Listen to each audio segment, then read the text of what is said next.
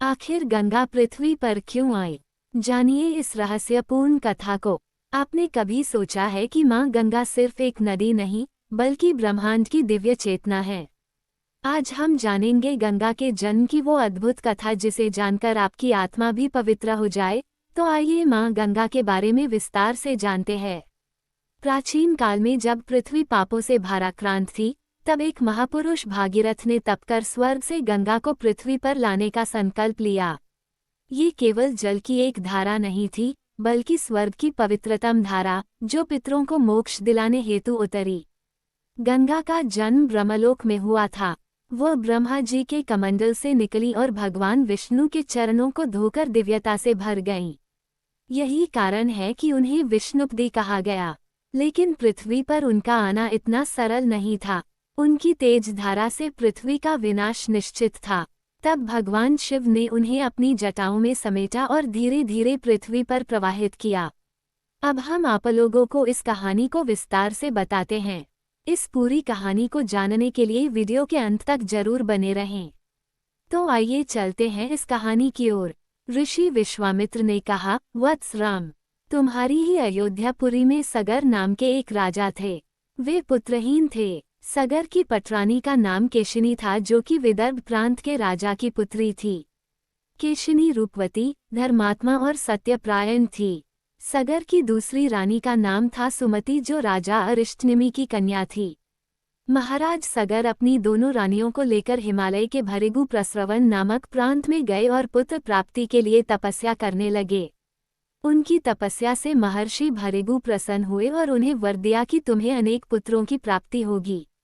दोनों रानियों में से एक का केवल एक ही पुत्र होगा, जो कि वंश को बढ़ाएगा, और दूसरी के 60,000 पुत्र होंगे। केशिनी ने वंश को बढ़ाने वाले एक पुत्र की कामना की और गरुड़ की भगिनी सुमति ने 60,000 बलवान पुत्रों की। कुछ काल के पश्चात रानी केशिनी ने असमंज नामक पुत्र को जन्म दिया। रानी सुमति के गर्भ से एक तूंबा निकला, जिसे फोड़ने पर छोटे छोटे 60,000 पुत्र निकले। उन सबका पालन पोषण घी के घड़ों में रखकर किया गया। तारांकन कालचक्र व्यतीत होते गया और सभी राजकुमार युवा हो गए। सगर का ज्येष्ठ पुत्र असमंज बड़ा दुराचारी था और उसे नगर के बालकों को सरयू नदी में फेंककर उन्हें डूबते हुए देखने में बड़ा आनंद आता था। इस दुराचारी पुत्र से दुखी होकर सगर ने उसे अपने राज्य से निर्वासित कर दिया। असमंज के अंशुमान नाम का एक पुत्र था। अंशुमान अत्यंत सदाचारी और पराक्रमी था। एक दिन राजा सगर के मन में अश्वमेघ यज्ञ करवाने का विचार आया। शीघ्र ही उन्होंने अपने इस विचार को कार्यरूप में परिणत कर दिया। राम ने ऋषि विश्वामित्र से कहा, गुरुदेव, मेरी रुचि अपने पूर्वज सगर की यज्ञ गाथा को विस्तारपूर्वक सुनने में है। अतः कृपा करके इस वृतांत को पूरा पूरा सुनाइए। राम के इस प्रकार से जिज्ञासा व्यक्त करने पर ऋषि विश्वामित्र प्रसन्न होकर कहने लगे, राजा सगर ने हिमालय एवं विंध्याचल के बीच की हरितिमायुक्त भूमि पर एक विशाल यज्ञ मंडप का निर्माण करवाया। फिर अश्वमेघ यज्ञ के लिए श्यामकर्ण घोड़ा छोड़कर उसकी रक्षा के लिए पराक्रमी अंशुमान को सेना के साथ उसके पीछे पीछे भेज दिया। यज्ञ की संभावित सफलता के परिणाम की आशंका से भयभीत होकर इंद्र ने एक राक्षस का रूप धारण किया और उस घोड़े को चुरा लिया। घोड़े की चोरी की सूचना पाकर सगर ने अपने 60,000 पुत्रों को आज्ञा दी कि घोड़ा चुराने वाले को पकड़कर या मारकर घोड़ा वापस लाओ। पूरी पृथ्वी में खोजने पर भी जब घोड़ा नहीं मिला तो इस आशंका से कि किसी ने घोड़े को तहखाने में न छुपा रखा हो, सगर के पुत्रों ने संपूर्ण पृथ्वी को खोदना आरंभ कर दिया।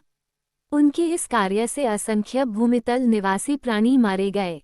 खोदते खोदते वे पाताल तक जा पहुँचे। उनके इस नृशंस कृत्य के विषय में देवताओं ने ब्रह्मा जी को बताया तो ब्रह्मा जी ने कहा कि ये राजकुमार क्रोध एवं मद में अंधे होकर ऐसा कर रहे हैं। पृथ्वी की रक्षा कर दायित्व कपिल ऋषि पर है, इसलिए वे इस विषय में अवश्य ही कुछ न कुछ करेंगे। पूरी पृथ्वी को खोदने के बाद भी जब घोड़ा और उसको चुराने वाला चोर नहीं मिला तो निराश होकर राजकुमारों ने इसकी सूचना अपने पिता को दी। क्रुद्ध सगर ने आदेश दिया कि घोड़े को पाताल में जाकर ढूंढो। पाताल में घोड़े को खोजते खोजते वे सनातन वसुदेव कपिल के आश्रम में पहुंच गए। उन्होंने देखा कपिलदेव तपस्या में लीन हैं और उन्हीं के पास यज्ञ का वह घोड़ा बंधा हुआ है। उन्होंने कपिल मुनि को घोड़े का चोर समझकर उनके लिए अनेक दुर्वचन कहे और उन्हें मारने के लिए दौड़े। सगर के इन कुकृत्यों से कपिल मुनि की समाधि भंग हो गई। उन्होंने क्रुद्ध होकर सगर के उन सब पुत्रों को भस्म कर दिया। जब महाराज सगर को बहुत दिनों तक अपने पुत्रों की सूचना नहीं मिली तो उन्होंने अपने तेजस्वी पौत्र अंशुमान को अपने पुत्रों तथा घोड़े का पता लगाने के लिए आदेश दिया। वीर अंशुमान शस्त्रास्त्रों से सुसज्जित होकर उसी मार्ग से पाताल की ओर चल पड़ा जिसे उसके चाचाओं ने बनाया था। मार्ग में जो भी पूजनीय ऋषि मुनि मिले उनका यथोचित सम्मान करके अपने लक्ष्य के विषय में पूछता हुआ उस स्थान तक पहुंच गया जहां पर उसके चाचाओं के भस्मीभूत शरीरों की राख पड़ी थी और पास ही यज्ञ का घोड़ा चर रहा था। अपने चाचाओं के भस्मीभूत शरीरों को देखकर उसे बहुत दुख हुआ। उसने उनका तर्पण करने के लिए जलाशय की खोज की किंतु उसे कहीं जलाशय दिखाई नहीं पड़ा। तभी उसकी दृष्टि अपने चाचाओं के मामा गरुड़ पर पड़ी। उन्हें सादर प्रणाम करके अंशुमान ने पूछा कि बाबा जी, मैं इनका तर्पण करना चाहता हूँ। पास में यदि कोई सरोवर हो तो कृपा करके उसका पता बताइए। यदि आप इनकी मृत्यु के विषय में कुछ जानते हैं तो वह भी मुझे बताने की कृपा करें। गरुड़ जी ने बताया कि किस प्रकार उसके चाचाओं ने कपिल मुनि के साथ उद्दंड व्यवहार किया था जिसके कारण कपिल मुनि ने उन सबको भस्म कर दिया। इसके पश्चात गरुड़ जी ने अंशुमान से कहा कि ये सब अलौकिक शक्ति वाले दिव्य पुरुष के द्वारा भस्म किए गए हैं, अतः लौकिक जल से तर्पण करने से इनका उद्धार नहीं होगा। केवल हिमालय की ज्येष्ठ पुत्री गंगा के जल से ही तर्पण करने पर इनका उद्धार संभव है। अब तुम घोड़े को लेकर वापस चले जाओ जिससे कि तुम्हारे पितामह का यज्ञ पूर्ण हो सके। गरुड़ जी की आज्ञानुसार अंशुमान वापस अयोध्या पहुंचे और अपने पितामह को सारा वृतांत सुनाया। महाराज सगर ने दुखी मन से यज्ञ पूरा किया। वे अपने पुत्रों के उद्धार करने के लिए गंगा को पृथ्वी पर लाना चाहते थे, पर ऐसा करने के लिए उन्हें कोई भी युक्ति न सूझी।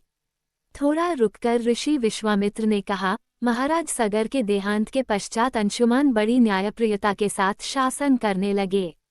अंशुमान के परम प्रतापी पुत्र दिलीप हुए।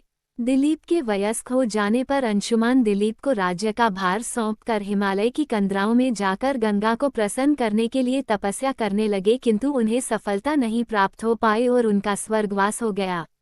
इधर जब राजा दिलीप का धर्मनिष्ठ पुत्र भागीरथ बड़ा हुआ तो उसे राज्य का भार सौंपकर दिलीप भी गंगा को पृथ्वी पर लाने के लिए तपस्या करने चले गए, पर उन्हें भी मनवांछित फल नहीं मिला। भागीरथ बड़े प्रजावत्सल नरेश थे, किंतु उनकी कोई संतान नहीं हुई। इस पर वे अपने राज्य का भार मंत्रियों को सौंपकर स्वयं गंगावतरण के लिए गोकर्ण नामक तीर्थ पर जाकर कठोर तपस्या करने लगे। उनकी अभूतपूर्व तपस्या से प्रसन्न होकर ब्रह्मा जी ने उन्हें वर मांगने के लिए कहा। भागीरथ ने ब्रह्मा जी से कहा कि हे प्रभो, यदि आप मुझ पर प्रसन्न हैं तो मुझे यह वर दीजिए कि सगर के पुत्रों को मेरे प्रयत्नों से गंगा का जल प्राप्त हो जिससे कि उनका उद्धार हो सके। इसके अतिरिक्त मुझे संतान प्राप्ति का भी वर दीजिए ताकि इक्ष्वाकु वंश नष्ट न हो। ब्रह्मा जी ने कहा कि संतान का तेरा मनोरथ शीघ्र ही पूर्ण होगा, किंतु तुम्हारे मांगे गए प्रथम वरदान को देने में कठिनाई यह है कि जब गंगा जी वेग के साथ पृथ्वी पर अवतरित होंगी तो उनके वेग को पृथ्वी संभाल नहीं सकेगी। गंगा जी के वेग को संभालने की क्षमता महादेव जी के अतिरिक्त किसी में भी नहीं है। इसके लिए तुम्हें महादेव जी को प्रसन्न करना होगा। इतना कहकर ब्रह्मा जी अपने लोक को चले गए। भागीरथ ने साहस नहीं छोड़ा। वे 1 वर्ष तक पैर के अंगूठे के सहारे खड़े होकर महादेव जी की तपस्या करते रहे। केवल वायु के अतिरिक्त उन्होंने किसी अन्य वस्तु का भक्षण नहीं किया। अंत में इस महान भक्ति से प्रसन्न होकर महादेव जी ने भागीरथ को दर्शन देकर कहा कि हे भक्त श्रेष्ठ, हम तेरी मनोकामना पूरी करने के लिए गंगा जी को अपने मस्तक पर धारण करेंगे। इसकी सूचना पाकर विवश होकर गंगा जी को सुरलोक का परित्याग करना पड़ा। उस समय वे सुरलोक से कहीं जाना नहीं चाहती थी, इसलिए वे यह विचार करके कि मैं अपने प्रचंड वेग से शिव जी को बहाकर पाताल लोक ले जाऊंगी, वे भयानक वेग से शिव जी के सिर पर अवतरित हुईं। गंगा के इस वेगपूर्ण अवतरण से उनका अहंकार शिव जी से छुपा न रहा। महादेव जी ने गंगा की वेगवती धाराओं को अपने जटाजूट में उलझा लिया। गंगा जी अपने समस्त प्रयत्नों के बाद भी महादेव जी के जटाओं से बाहर न निकल सकीं। गंगा जी को इस प्रकार शिव जी की जटाओं में विलीन होते देख भागीरथ ने फिर शंकर जी की तपस्या की। भागीरथ के इस तपस्या से प्रसन्न होकर भगवान शंकर ने गंगा जी को हिमालय पर्वत पर स्थित बिंदुसर में छोड़ा। छूटते ही गंगा जी 7 धाराओं में बट गईं। गंगा जी की 3 धाराएं हलादिनी, पावनी और नलिनी पूर्व की ओर प्रवाहित हुईं। सुचिक्षु, सीता और सिंधु नाम की 3 धाराएं पश्चिम की ओर बहीं और 7वीं धारा महाराज भागीरथ के पीछे पीछे चली। जिधर जिधर भागीरथ जाते थे उधर उधर ही गंगा जी जाती थीं। स्थान स्थान पर देव, यक्ष, किन्नर, ऋषि मुनि आदि उनके स्वागत के लिए एकत्रित हो रहे थे। जो भी उस जल का स्पर्श करता था भव बाधाओं से मुक्त हो जाता था। चलते चलते गंगा जी उस स्थान पर पहुंची जहां ऋषि जहनु यज्ञ कर रहे थे। गंगा जी अपने वेग से उनके यज्ञशाला को संपूर्ण सामग्री के साथ बहाकर ले जाने लगी। इससे ऋषि को बहुत क्रोध आया और उन्होंने क्रुद्ध होकर गंगा का सारा जल पी लिया।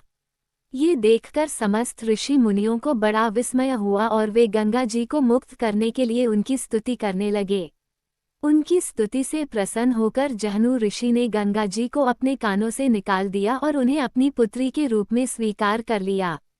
तब से गंगा जाह्नवी कहलाने लगी। इसके पश्चात वे भागीरथ के पीछे चलते चलते समुद्र तक पहुंच गईं और वहां से सगर के पुत्रों का उद्धार करने के लिए रसातल में चली गईं। उनके जल के स्पर्श से भस्मीभूत हुए सगर के पुत्र निष्पाप होकर स्वर्ग गए। उस दिन से गंगा के 3 नाम हुए, त्रिपथगा, जाह्नवी और भागीरथी। यदि ये वीडियो आप लोगों को अच्छा लगा हो तो मेरे चैनल को सब्सक्राइब तथा वीडियो को लाइक कर दीजिए। साथ ही कमेंट में बताएगा कि आपको यह वीडियो कैसा लगा। Thanks for watching my video.